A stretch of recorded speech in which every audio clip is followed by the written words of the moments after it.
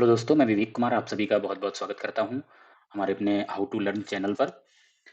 तो जैसा कि हमने शिफ्ट 1 का पेपर आपके साथ डिस्कस किया था 24 तारीख 2021 में जो पहली शिफ्ट में हुआ था और आज हम यहाँ पर आपसे डिस्कस करेंगे सेकंड शिफ्ट का पेपर।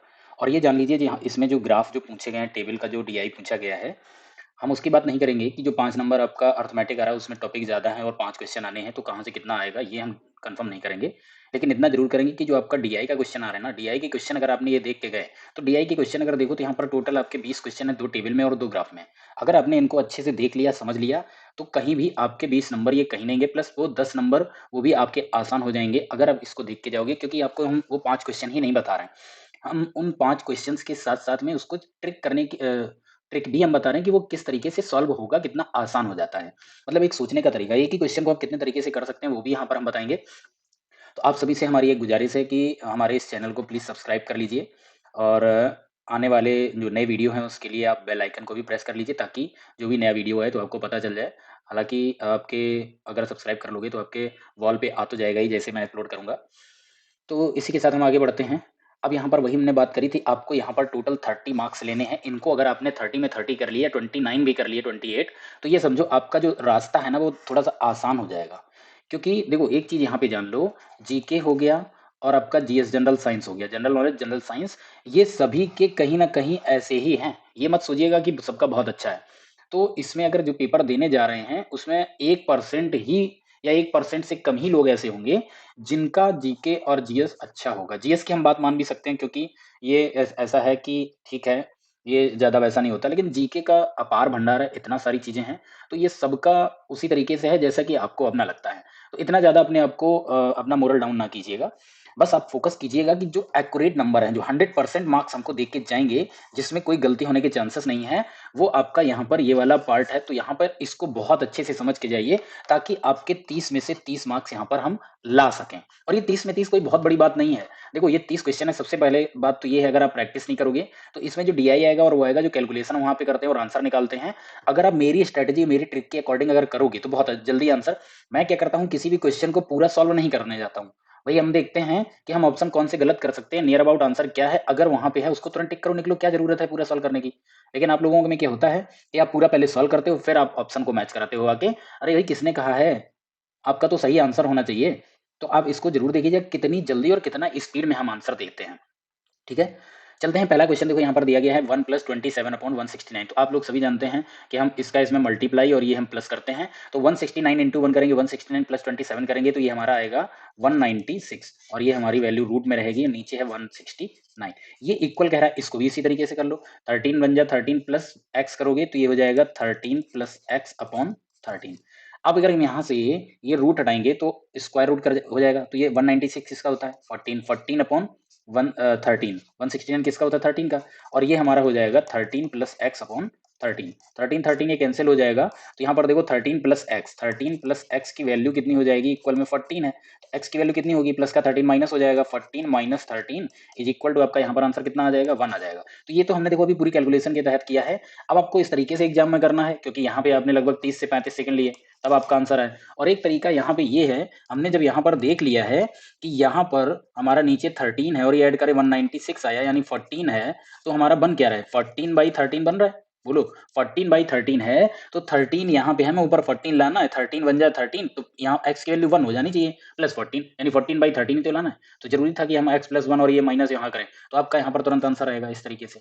तो यही एक अप्रोच है, यही अपनाइएगा। तो आप इसमें क्या करोगे 10 से 15 में सेकंड में आंसर, जहाँ पे 30 से 35 लेते 10 से 15 तो आप 15 से 20 सेकंड आप अपने बचा लोगे। वहाँ पे काम आएँगे जहाँ पे कोई क्वेश्चन कैलकुलेटिव होगा, जो बिना कैलकुलेशन के नहीं मानेगा, नहीं आएगा। ठीक है? तो अब यहाँ पे हम देखते हैं, अगला क्वेश्चन है 37 राइट टू 1/2 में कुल कितने 1/8 हैं? देखो कई लोगों को ये क्वेश्चन समझ ही नहीं आता है। अगर हम आपको यहाँ पर सिंपल भाषा में ये बोले हैं कि 8 में 2 कितने हैं?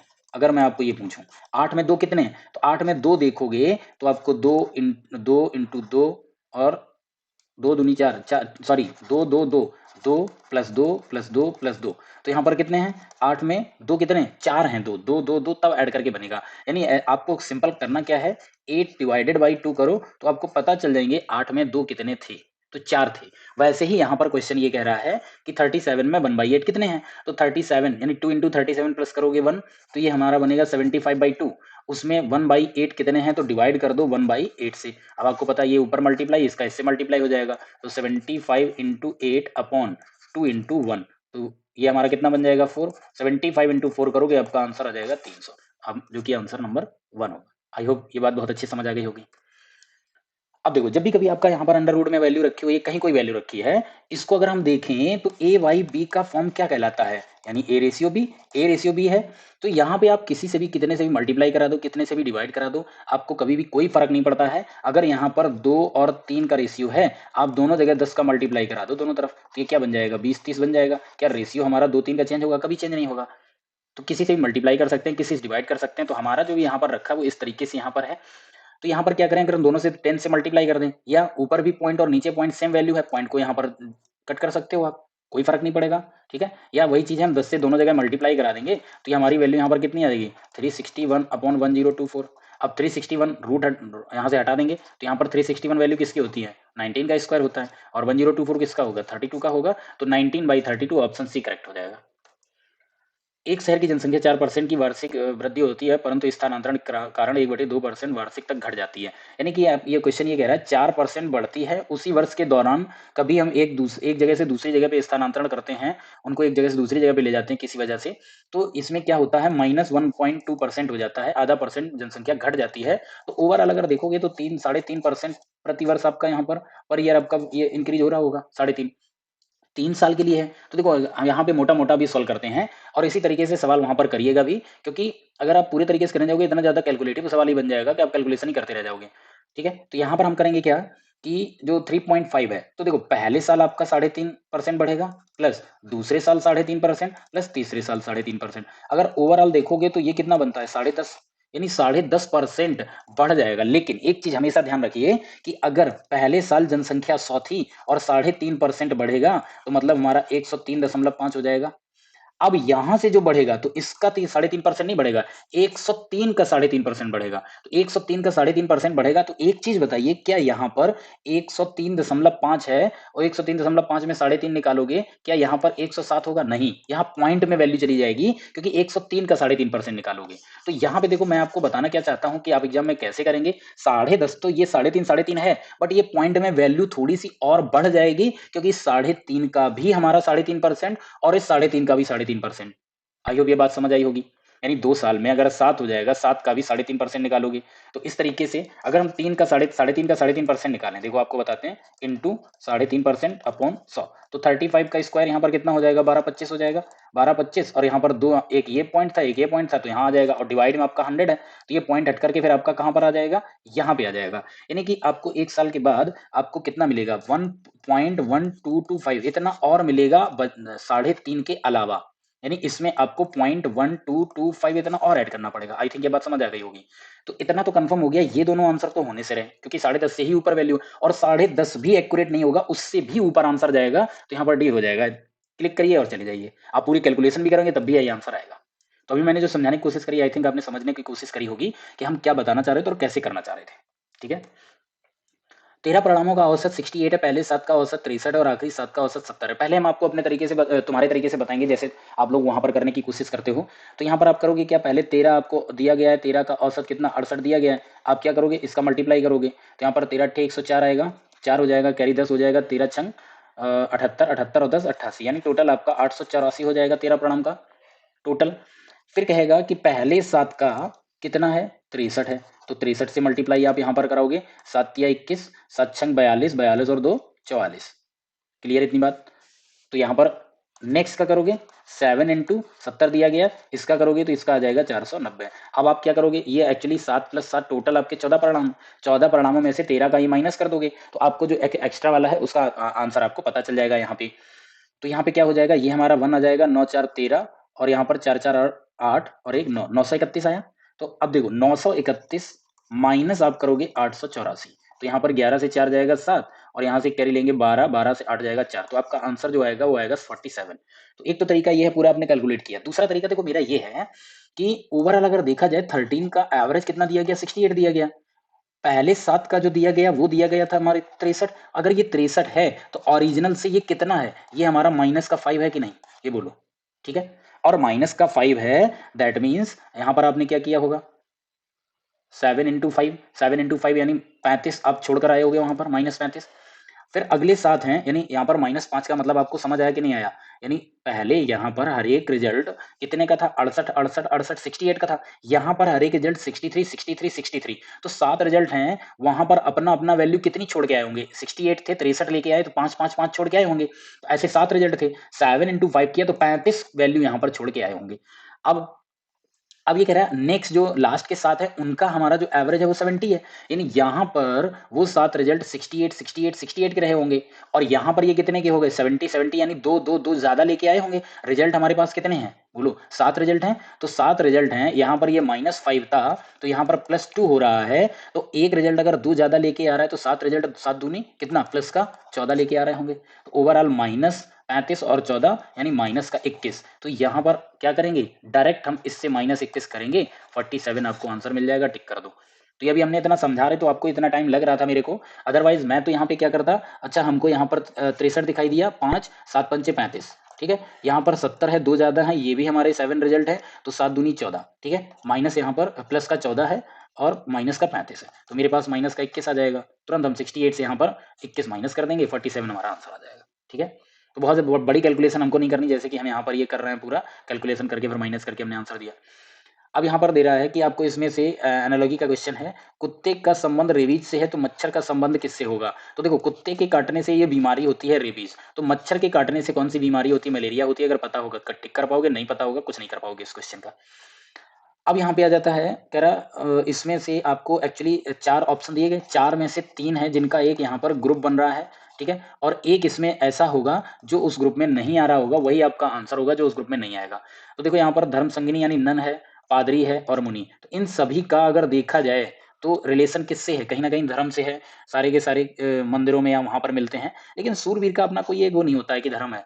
सूरवीर किसी भी उसमें बन सकता है कि ये सूरवीर है। ठीक है, तो इसका आंसर जो हो जाएगा वो आंसर हो जाएगा बी। नेक्स्ट आपको दिया गया है इसका, अब देखो यहाँ पर हमको कोडिंग डिकोडिंग जैसा कि मैंने लास्ट में बताया है, कभी भी इसको पहले पूरा मत चेक करिएगा और इसका आंसर पूरा मत निकालिएगा, क्योंकि आप इतना पूरा प्रोसेस करने में 1 मिनट से ज्यादा 1+ मिनट आप आंसर ले इसको करने में ले जाओगे। करना क्या है, स्टार्टिंग करना है। यहाँ पर देखो हमें क्या दिख रहा है, COMPU, यहाँ पर PMOC। तो देखो यहाँ पर ये पहले 4 लेटर को पूरा रिवर्स कर दिया गया, तो आप भी पहले 4 लेटर को यहाँ पर रिवर्स करा दो। तो रिवर्स कराओगे तो क्या बनेगा, AVDA। AVDA हमारा ऑप्शन होना चाहिए, पहला नंबर तो गलत हो जाएगा, AVDA AVDA AVVD, तो ये भी आपका ये गलत हो जाएगा, AVDA वाला आंसर सही होगा। अब लास्ट में देख लो, क्योंकि यहाँ पर एक में एक ए आ रहा है, एक में एन आ रहा है। अगर हम यहाँ पे चेक करें, लास्ट में यहाँ पर क्या आया है, आर आया है, यानी RONE को ऐसे लिखा गया, तो लास्ट के 4 लेटर होंगे तो SEGA लिखा गया होगा, SEGA नहीं होगा, यानी ये भी ऑप्शन गलत। तो आंसर आपका कौन सा हो जाएगा, सेकेंड आंसर, टिक करो, निकल जाओ। ठीक है, एक आदमी महिला से कहा, तुम्हारी माँ के पति की बहन मेरी बुआ है। महिला से कहा, कोई एक महिला है, माइनस चिन्ह से यहाँ पर करेंगे, और उससे कहा कि तुम्हारी माँ, माँ के पति मतलब उसके पापा, यानी कह रहा है तुम्हारी माँ के पति यानी तुम्हारे पापा की बहन मेरी बुआ है।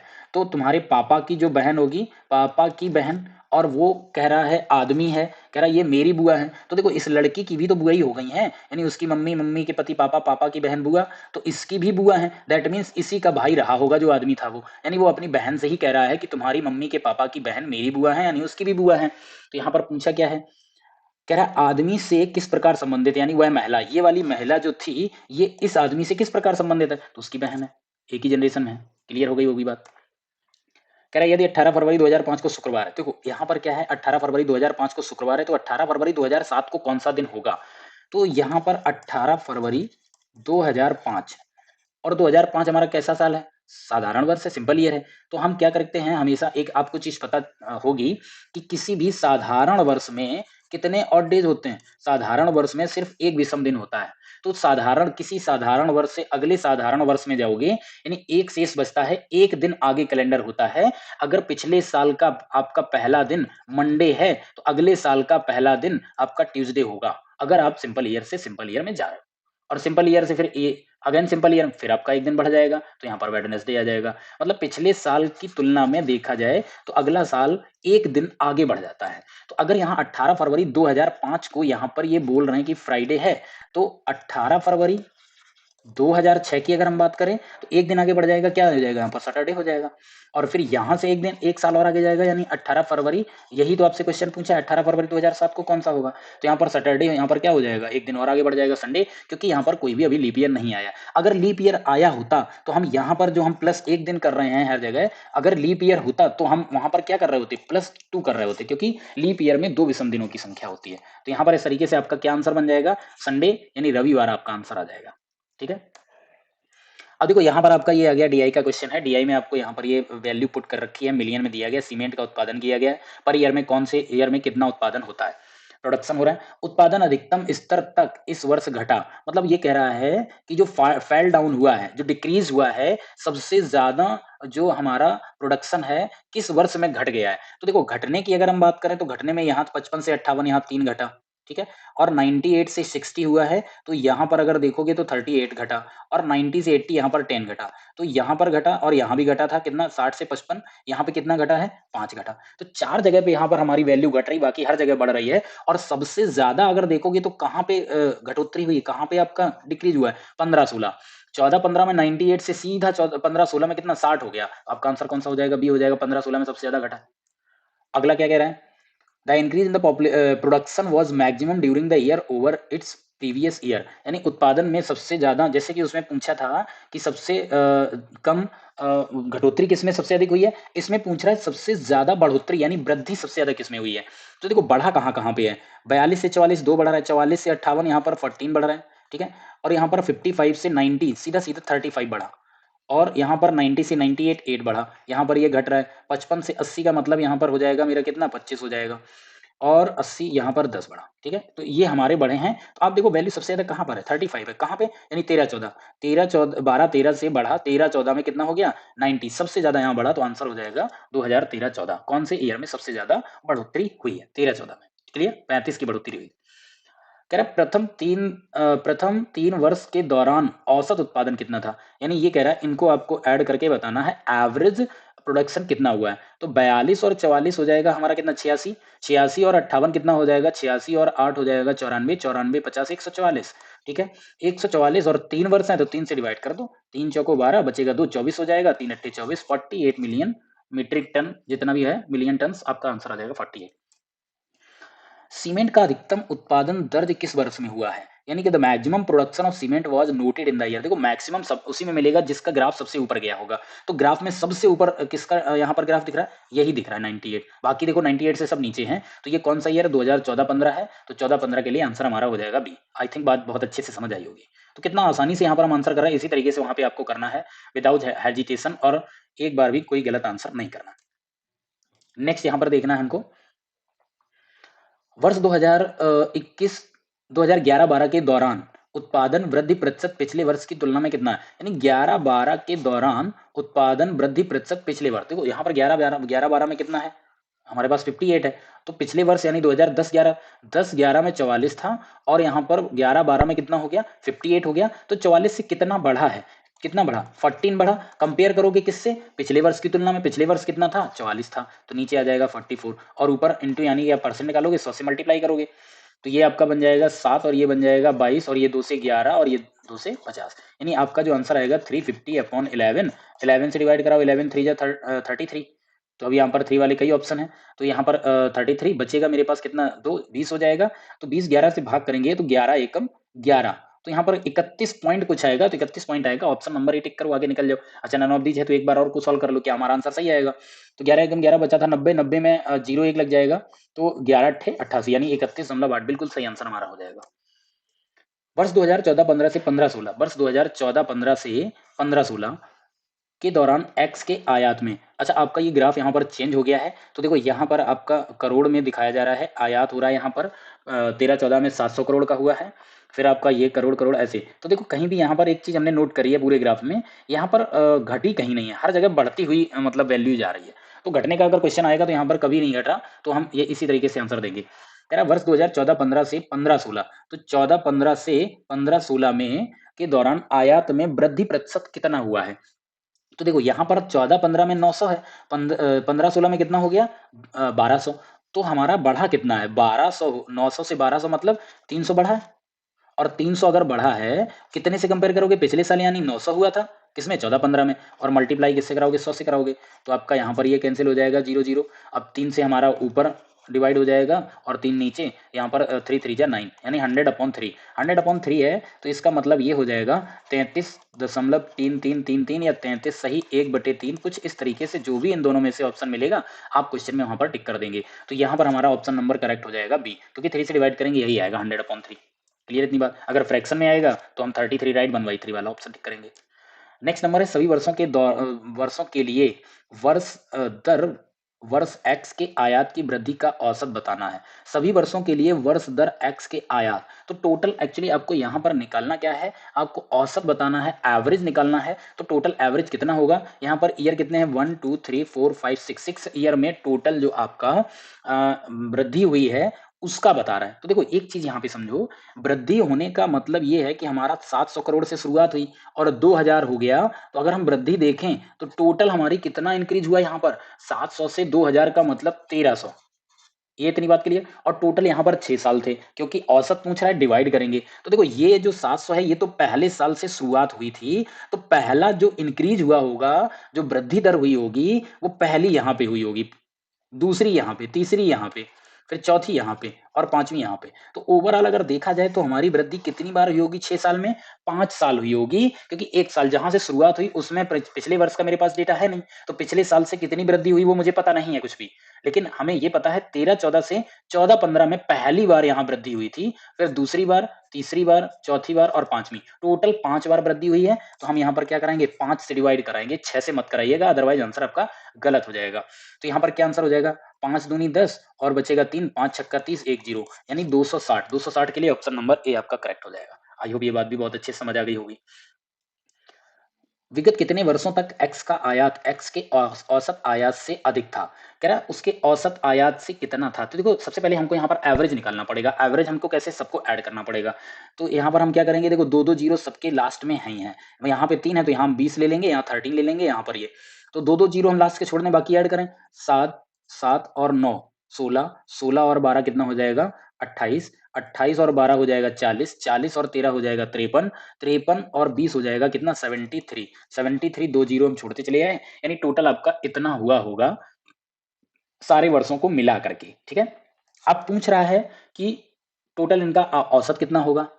अब आयात से औसत कितना होगा, तो सबसे पहले हमको यहाँ पर औसत निकालना पड़ेगा। अब यहाँ पर डिवाइड आप 6 से करो, क्योंकि टोटल 6 साल का हमको औसत निकालना है, यहाँ वृद्धि का नहीं पूछा गया। तो 6 से जब हम इसको डिवाइड करेंगे तो मेरा आंसर क्या आएगा? 6 एकम 6, 12 हो जाएगा, 6 दूनी 12, 10 हो जाएगा, तो हो जाएगा फिर से आपका 6 एकम 6 बचेगा 4, 40 हो जाएगा, 6 छक्का 36 और फिर आपका यानी ये आपका 0.6 चलता चला जाएगा, यानी 1216.6। ये आपका क्या आ गया? ये आपका एवरेज आ गया कि ये सारे सभी के सभी वर्षों का एवरेज 1216 है। तो पूछ रहा है एवरेज से कितने वर्षों का आयात अधिक है, यानी 1216 से कितने ईयर हमारे ज्यादा हैं। तो 1216 से ये तो कम है, ये भी कम है, ये भी कम है, ये भी कम, एक ये ज्यादा और एक ये ज्यादा, यानी 2 वर्ष ही ज्यादा हैं। तो ऑप्शन नंबर आपका हो जाएगा कौन सा? सी करेक्ट हो जाएगा। अगला नंबर पूछ रहा है एक्स के औसत आयात से अधिक आयात और x के औसत आयात से कम आयात के वर्षों का अंतर कितना है। तो औसत से अधिक आयात हमारे पास एक तो 17-18 है और एक 18-19 है, यानी 2 वर्ष है। औसत से अधिक आयात जिसमें हुआ है, तो औसत अभी अभी हमने निकाला था पिछले क्वेश्चन 1216.6, तो इससे ज्यादा ये ईयर है और ये वाला ईयर है, तो 2 ही ईयर है जो ज्यादा है। और फिर कह रहा है औसत आयात से कम आयात, औसत आयात से हमारा 1 2 3 4, 4 ये हैं। तो पूछ रहा है इनमें अंतर कितना है? 4 और 2 में अंतर कितना आता है? 2 का अंतर आता है, तो ऑप्शन नंबर बी हो जाएगा। ये भी बात आपको समझ आ गई होगी। अगला क्वेश्चन कह रहा है वर्ष 2018-19 के दौरान x के आयात में प्रतिशत वृद्धि सभी वर्षों के x के आयात के उसके औसत से कितना है। कह रहा है 2018-19 के दौरान आयात में प्रतिशत वृद्धि, तो दो देखो 2018-19 में टोटल हमारा कितना है? 2000 है। और वृद्धि आपको निकालनी किससे है, इंक्रीज देखना किससे है कि इसमें कितनी वृद्धि हुई है। तो यहां के बाद आप कॉमा लगा के देखिए सभी वर्षों के एक्स के आयात के उसके औसत से। तो आयात का औसत अभी अभी हम पिछले 2 क्वेश्चन से करते चले आ रहे हैं, 1216.6 है। और 1216 ये मेरा आयात औसत है, और 2018-19 में 2000 है। तो अब हम इससे पहले तो डिफरेंस देखें, क्योंकि परसेंट निकालने के लिए कितना ज्यादा है डिफरेंस उतना निकालना पड़ेगा। अगर मैं ये पूछूं कि 100 है, ये हमारा 80 से कितना अधिक है, तो ये अगर 80 से कितना अधिक है तो कितना 20 अधिक है, तो हम इससे क्या करेंगे, माइनस करेंगे तो 20 आएगा। तो वही चीज है, 2000 से हम यहाँ पर पहले औसत माइनस करा लेंगे। तो 2000 से 1216 ही माइनस कराओ, पॉइंट पॉइंट अभी यहाँ पे छोड़ो, ठीक है। तो यहाँ पर आपका जो आंसर आ जाएगा वो आ जाएगा कितना, यहाँ पर 4 आएगा, और यहाँ पर हो जाएगा 9 से 1 गया 8 आएगा, और यहाँ पर आपका बचेगा 19, 19 से 12 जाएगा, तो यहाँ पर आएगा आपका 784। तो आपको यहाँ पर अगर मोटा मोटा देखो अभी हम पॉइंट में करते तो आपका आंसर आता 783.4, ठीक है, इतना आता। लेकिन अभी 784 है, इसी को अगर हम करके आगे देखते हैं तो मेरा आंसर देखो यहाँ पे मैच करेगा कि नहीं करेगा। तो हम 784 को लेते हैं और कंपेयर कराना है कितने किससे, 1216 से। अगर 784 की वृद्धि है, औसत से कंपेयर करोगे तो ये 1216 है, परसेंटेज निकालना 100 से गुणा करोगे, ठीक है। तो इसको अगर हम 4 से डिवाइड करें, 4 से हो जाएगा, 4 एकम 4, 38 होगा, 4 नेम 36, 4 छम 24, 4 तिया 12, 0, 4 चौको 16, ठीक है। एक बार और ये 4 से डिवाइड हो जाएगा, 4 चौको 16, 3 4 नेम 36, और ये हो जाएगा 4 सत्ते 28, और 4 छम 24। 76 को देखिए तो 4 से ये डिवाइड हो जाएगा, 4 से डिवाइड करेंगे तो 19 आएगा, और ये 4 से करेंगे तो ये 25 हो जाएगा। 25 इंटू 49 करेंगे, 25 में 225, 225 का 5 कैरी हो जाएगा 22, और 25 चौको 100, 122 आपका यहाँ पर आ जाएगा, यानी 1225/19 आएगा। अब जरा 19 से इसको भाग दे लो, 19 से भाग देंगे तो 19 छक्का 114 आता है, बचेगा 8, 85 हो जाएगा। फिर यहाँ पर आपका आएगा 19 चौको 76, 19 चौको 76, क्योंकि 85 है, 19 बना 95 ज्यादा हो जाएगा, मेरे पास 85 है, 4 बार जाएगा, यानी 64 पॉइंट समथिंग आंसर आएगा, आगे सॉल्व करने की जरूरत ही नहीं है, क्योंकि 64 पॉइंट एक ही में आंसर है। अगर 64.2 में होता स्टार्टिंग में, इसीलिए मैंने यहाँ पर क्या करा था, इस पॉइंट को इग्नोर किया, क्योंकि ये पॉइंट लेके चलते हमें कहीं ना कहीं दर्द देता है ये आगे तक। तो बहुत बड़ी कैलकुलेशन नहीं करनी पड़ी, इसी मेरा आंसर आ गया, पूरा सॉल्व भी नहीं करना पड़ा। इसी तरीके से आपको वहां पे करना है। कह रहा मंगलवार को, अच्छा यहाँ पे आपकी ये टेबल अब चेंज हो गई है, अब यहाँ पर टेबल आ गया, अभी तक ग्राफ चल रहा था, अब टेबल आ गया है। कह रहा निम्न तालिका में 4 व्यक्ति ABCD सप्ताह के विभिन्न दिनों पर वस्तुओं की बिक्री कर रहे हैं, यानी ये हमारे पर्सन है और ये डेज है। ए मंडे को 40, बी मंडे को 45, सी मंडे को, तो इस तरीके से इनका डेटा दिया गया है।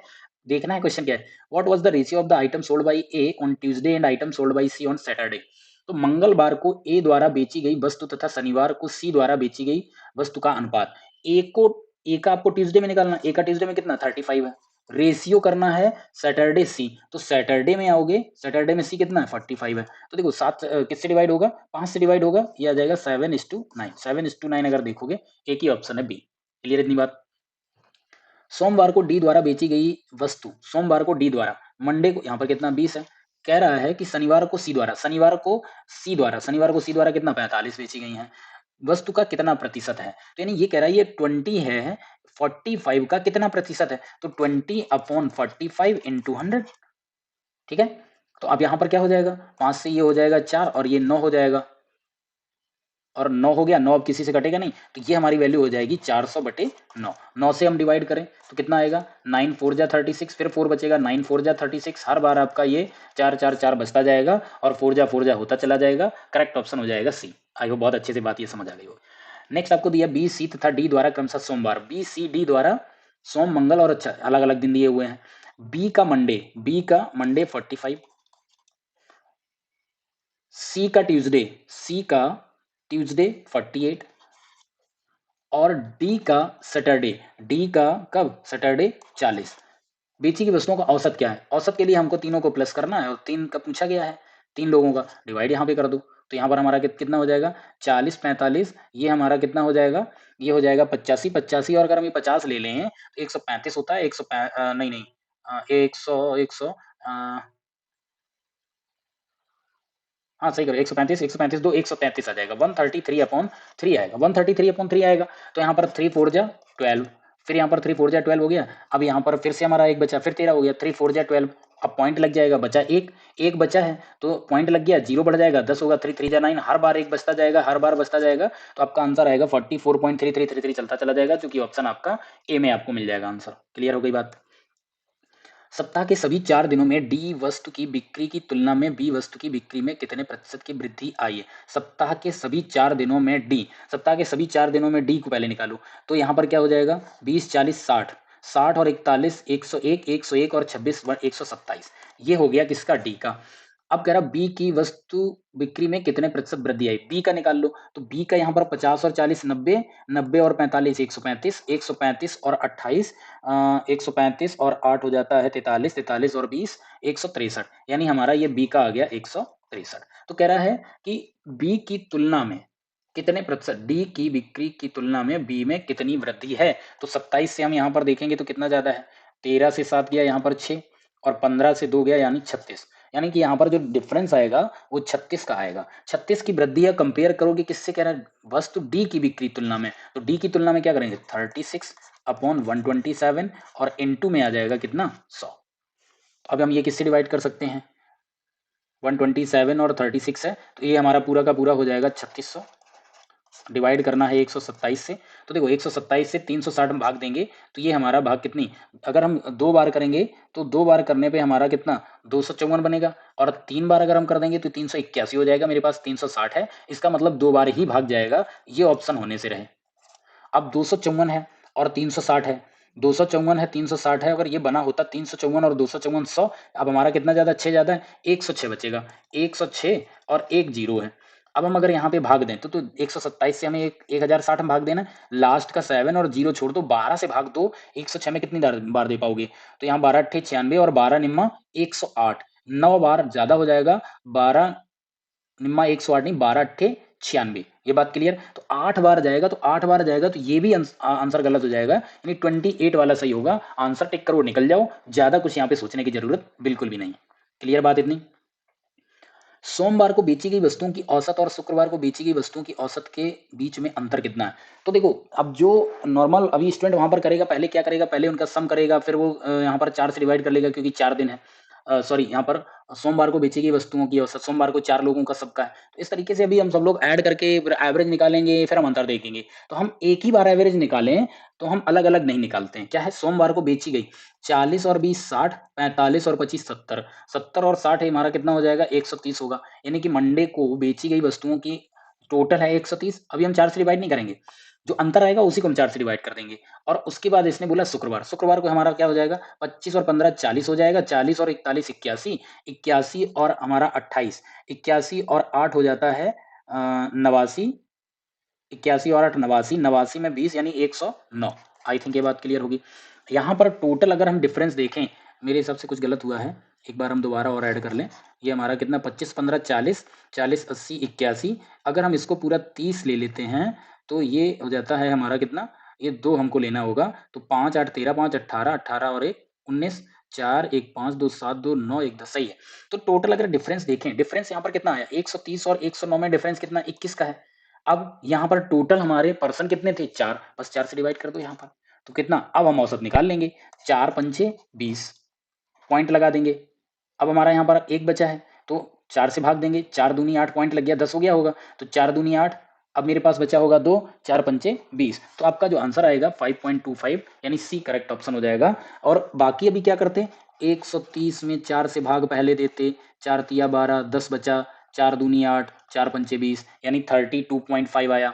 फिर अब क्या करते, 109 में 4 से भाग देते, 4 दूनी 8, 19 हो गया, 4 चौको 16, तो बचेगा 3, फिर 4 सत्ते 28, है ना, और 4 पंचे 20। तो कुछ इस तरह से आप करते, फिर आप इसको यहाँ से माइनस कराते, तो आपका यहाँ पर कुछ आंसर इस तरीके से आता।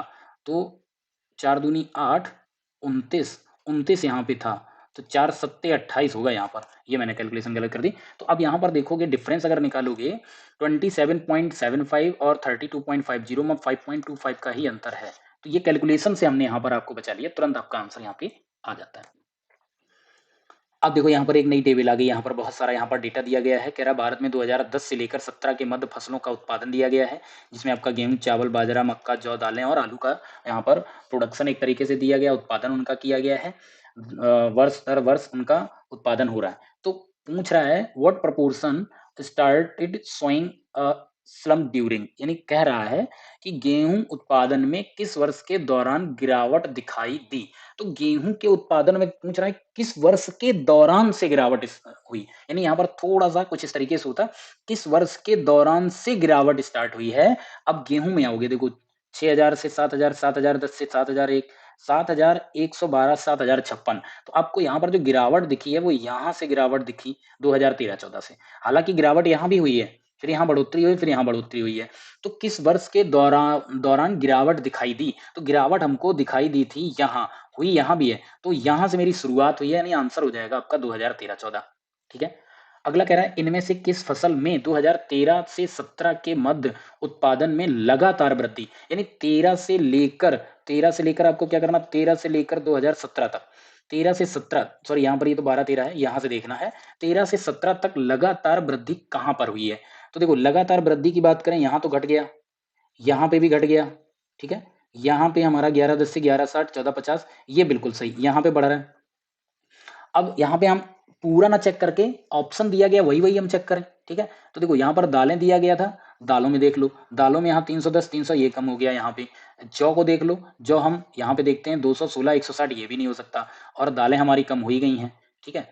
अब बचा हमारा कौन सा, मक्का, मक्का को देख लेते हैं 40 से 90, 90 से 110, यहाँ पे ये घट गया। तो कंफर्म है फिर कौन सा, बाजरा ही वाला, यही वाला आंसर होगा। यहाँ भी लगातार 4 वर्ष में बढ़ रहा है हमारा। 2010-11 से 2016-17 की अवधि के मध्य आलू का औसत उत्पादन 2010-11 से, तो देखो 10-11 में यहाँ पर है और 2016-17 यानी यहाँ पे है। पूछ रहे हैं कि इस अवधि में औसत उत्पादन कितना है, तो यानी कि आपको इनका सबका क्या करना है, सम करना है, टोटल ऐड करना है। और टोटल अगर ईयर देखे जाए कितने हैं, 1 2 3 4 5 6 7, तो आपको यहाँ पर क्या करना है, 2 4 6 7, 7 से डिवाइड कर देना है। तो देखो ऐड करो, यहाँ पे क्या करेंगे, यहाँ पे मिलेगा 2 5 7 5 12 5 17, कैरी 1 हो जाएगा, हासिल 1 होगी, फिर 2 1 3 2 5 4 9 1 10, 10 4 14, 14 और 1 15 हो जाएगा। फिर से हमारी हो जाएगी हासिल यहाँ पर 1 2 2 4 2 6 2 8 3 11 4 15 4 19 19 और 1 20, यानी टोटल उत्पादन ये हुआ होगा। टोटल वर्ष कितने हैं, 7 वर्षों में। अब आपको इसको डिवाइड कर देना है, तो यहाँ पर आपका आंसर क्या आएगा, 7 दूनी 14।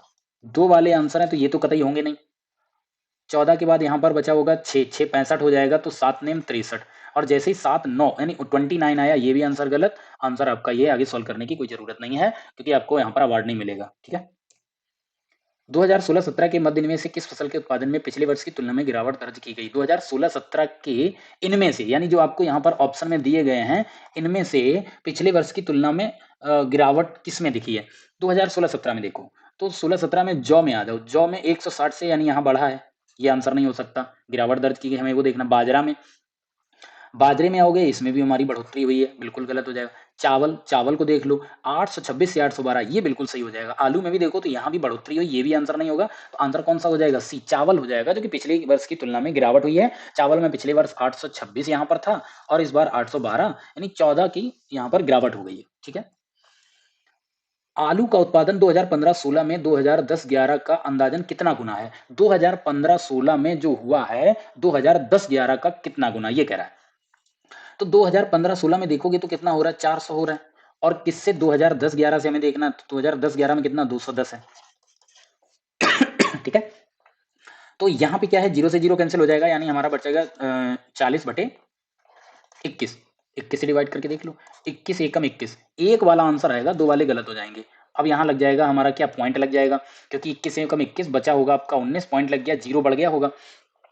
तो अब यहाँ पर देखो, यहाँ पर 1 हटा दो, यहाँ 0 हटा दो, 2 से 19 को भाग देके देख लो कितनी बार जाएगा, 2 नेम 18, 2 दहाई 20, यानी अगर हम 10 से करेंगे तो फिर हमारा 2 ही आंसर आता, यानी हमारा 2 नेम 18 9 बार भाग जाएगा। तो 1.9 का मतलब है ये भी ऑप्शन गलत, यानी करेक्ट ऑप्शन आपका कौन सा हो जाएगा, डी हो जाएगा।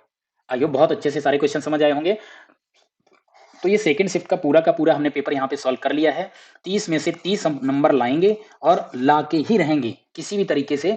अब ओवरऑल देखो, अगर ओवरऑल आपको रैंक में आना है, मेरिट में आना है, कोई वैकेंसी आएगी, उसके लिए आपके कॉल आए, तो एक चीज़ यहाँ पे जान लीजिए, अगर आपके नंबर 70 से माइनस है, 70 से कम है, तो फिर आप भूल जाइए यहाँ पे। आपके नंबर प्लस 70 ही होने चाहिए, 70 से ज़्यादा आएँगे, तभी आपका अच्छा होगा। तो देखो 30 नंबर तो यहाँ से ले लोगे। इंग्लिश भी ऐसा है कि इसमें जो क्वेश्चन सही है, तो फिर सही है, ठीक है? इंग्लिश के बाद आपका हिंदी आ जाता है, इसमें भी अच्छा स्कोर आप कर पाओगे। कुछ कंप्यूटर के क्वेश्चन 2-4 आ जाएँगे, वो भी आ जाएँगे। मेन जो दिक्कत करता है, हम वही कहते हैं, जो दिक्कत करेगा वो आपका सभी का करेगा, जीके और जीएस, यही हमारे दिक्कत करते हैं इसमें, या करंट अफेयर। जी, अगर करंट अफेयर भी आपने नहीं पढ़ा है, तो ये भी आपको प्रॉब्लम करेगा। करंट अफेयर्स भी अच्छा खासा पूछा जाता है, और करंट अफेयर ऐसा पूछ लिया जाता है, डेटा बेस पूछा जाता है, और डेटा में आपको वैल्यू नहीं पता होगी। तो डेटा बेस मीन्स अगर पूछ लिया जाए पिछले वर्ष से इस वर्ष में जीडीपी में कितने प्रतिशत वृद्धि हुई, या पिछले वर्ष की तुलना में कितना बढ़ा, तो आपको पॉइंट में आंसर होगा, तो वहां पर हो सकता है वैल्यू ना पता हो, तो वहां उस सिचुएशन पे वो आंसर गलत होने के चांसेस। लेकिन इनको कैलकुलेशन और इस तरीके से करके आप नहीं कर सकते हो, ये आपका यहाँ पर सॉलिड आंसर देगा ही देगा। तो बहुत अच्छे से इसको पढ़ के जाइए, समझ के जाइए। आई होप आपका एग्जाम बहुत अच्छा होगा।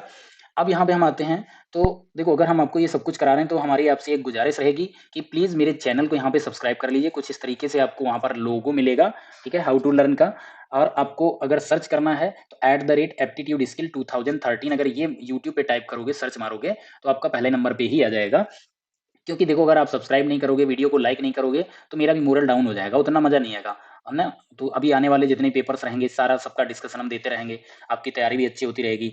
तो उसके लिए आपसे बस हम आप इतना ही चाहते हैं, हमको भी मोटिवेशन मिलता रहेगा कि आप हमारे वीडियो को लाइक कर दीजिए। लाइक करने के साथ शेयर भी अपने दोस्तों के साथ करिए, जो भी आपकी तैयारी करने वाले हैं, और चैनल को प्लीज़ सब्सक्राइब ज़रूर कर लीजिए, ताकि हमारे, देखो, जितने ज़्यादा सब्सक्राइबर बढ़ेंगे, उतना ज़्यादा हमारे अंदर भी जोश बढ़ेगा कि हाँ, सब्सक्राइबर बढ़ रहे हैं, पढ़ने वाले आ रहे हैं। और जब तक पढ़ने वाले नहीं होगा, तो हमें पढ़ाने में मज़ा नहीं आएगा ना।